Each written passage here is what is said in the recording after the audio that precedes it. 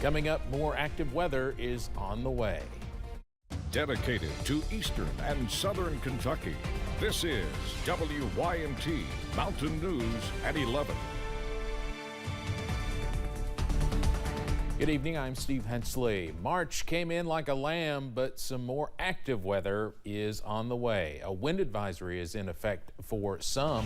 Meteorologist Eric Dean has a preview of what to expect during our first alert weather day. Eric.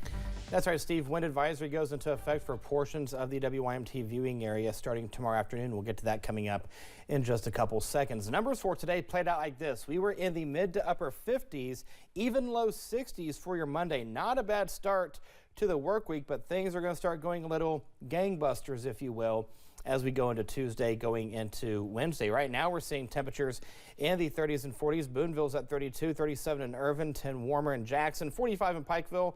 Whitesburg, good evening to you. You're sitting at the freezing mark. And now in terms of humidity, humidity is very low throughout eastern Kentucky. Now, when you factor in how the wind is going to start picking up throughout the day, you factor in the low dew point, you factor in the low humidity, that's going to cause some fire concerns as well. We'll talk about that coming up in a few minutes. But here's the satellite and radar. High pressure is in control, and there's your overnight forecast. You can see we'll go to 38 for the overnight low. We'll go to 61 by noon. Now, as mentioned, a wind advisory goes into effect for portions of the WYMT viewing area. We'll tell you who will be impacted by that coming up in the first alert forecast in a few minutes. Steve. All right, Eric, thank you. Governor Beshear unfortunately reported another eastern Kentucky death today due to the recent weather. He says the man's death in Floyd County was floodwater related. That brings the statewide death toll to 24. Pike County officials gathered today with Lieutenant Governor Jacqueline Coleman to tour the county and see some of the ongoing flood recovery efforts. The tour began in Coal Run, where many businesses were destroyed by the Valentine's Day weekend waters, and continued in the Virgie community, where entire neighborhoods are cleaning up what the waters left behind. Coleman says the visit was about allowing Team Kentucky to see more communities and their needs now that federal help is available. And she encourages all flood-impacted people to report their damage to FEMA as soon as possible. You know, some folks think, oh, well, my damage isn't as bad as somebody else's, so I'll just, I'll take care of it. No, we need to report everything because that helps the total for the region from the federal standpoint.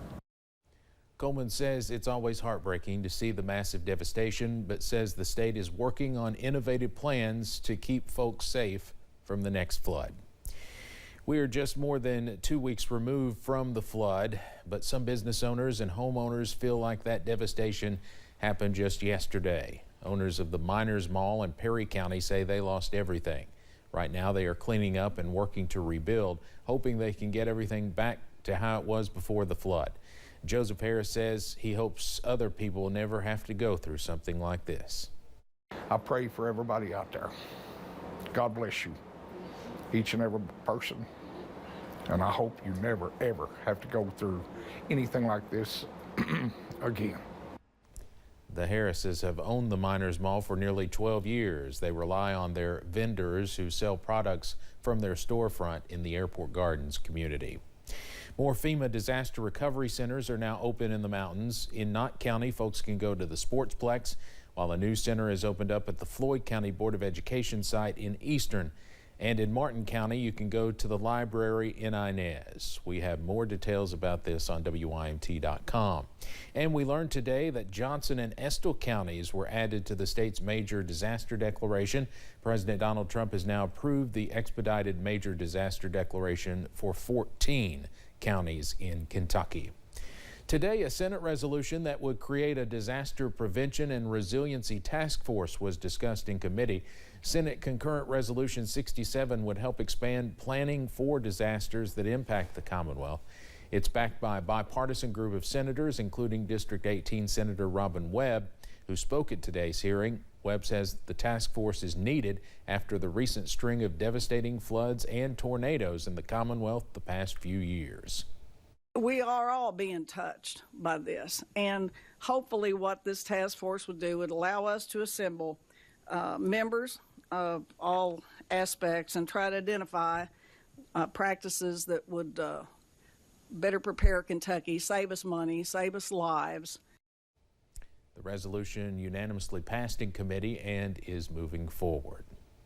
Tickets are now on sale for Dukes of Hazzard star John Schneider's flood relief concert in Hazzard next month. It takes place on Schneider's 65th birthday, April 8th at 7 p.m. at the Forum. And I was always taught that it's better to give than to receive.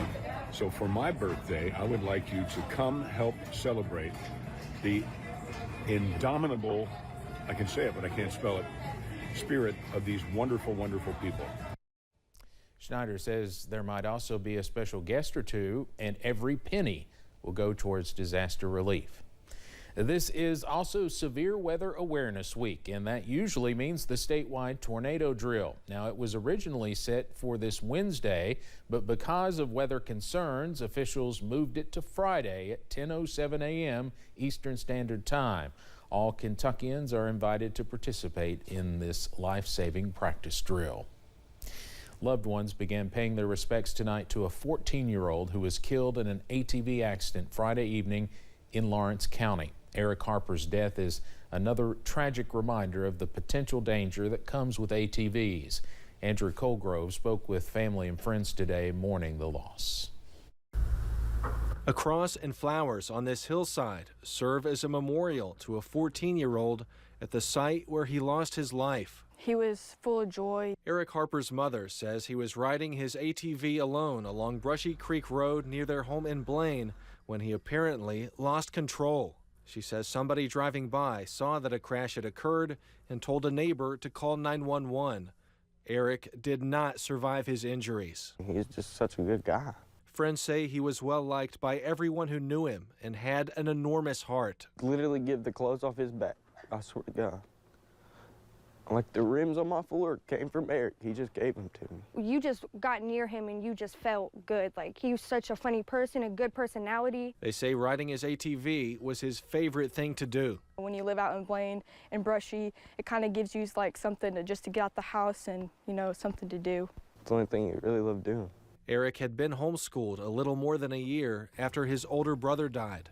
The 14-year-old will be buried next to him on the family's property. It just breaks my heart, and like for his loved ones and like his family and friends, it just kind of hurts me to see them all like this. Eric's mother says he would wear a helmet the majority of the time while riding, but was not in this case. She says she would urge parents of other kids to always force them to have their helmets on while riding. Andrew Colgrove, WSAZ, Lawrence County. The funeral will be at Wilson Funeral Home in Louisa tomorrow at noon. Transportation cabinet officials say Kentucky 3351 in Perry County will be closed later this week on Thursday and March 10th, next Monday. Officials say that road will be closed due to a break in pavement. The road will be closed from 8 a.m. until 5 p.m. on those 2 days. Officials say drivers can use Kentucky 80 and Kentucky 476 to bypass the road work. The Kentucky Transportation Cabinet says despite harsh winter weather recently, construction crews are making progress on the Fishing Creek Bridge in Pulaski County. That work began back in October. The Transportation Cabinet says crews completed the first deck pour last week, and the second pour is scheduled for this week, weather permitting. The project is on schedule to be finished by mid-April.